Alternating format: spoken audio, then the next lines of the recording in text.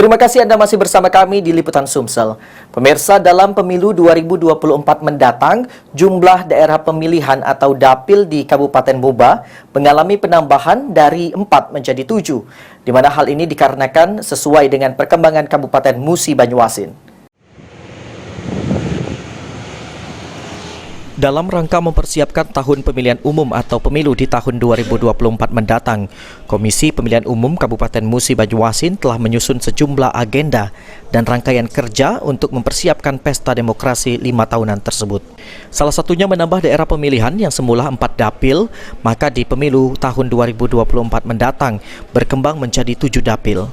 Ketua KPU Muhammad Yupizer mengatakan adanya penambahan dapil tersebut karena Kabupaten Muba saat ini sudah cukup berkembang, seperti dengan adanya pemekaran di sejumlah kecamatan dan juga pertumbuhan penduduk, serta akses jalan penghubung antar daerah yang sudah mudah dijangkau.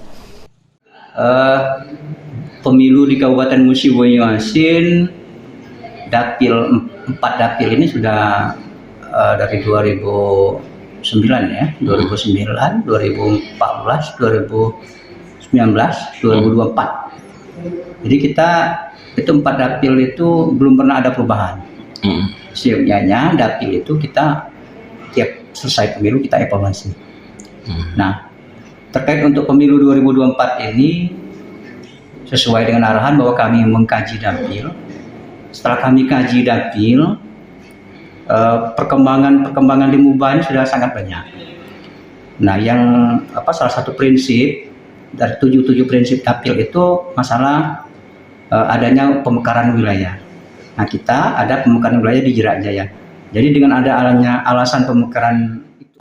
Saat ini Kabupaten Muba memiliki 7 dapil yang semula hanya 4 dapil dan tertuang dalam Peraturan Komisi Pemilihan Umum Nomor 6 Tahun 2023 tentang pemilihan dan alokasi kursi anggota Dewan Perwakilan Rakyat, DPRD Provinsi, DPRD Kabupaten, Kota, dan juga dalam pemilihan umum 2024. Ruzi Iskandar, PAL TV.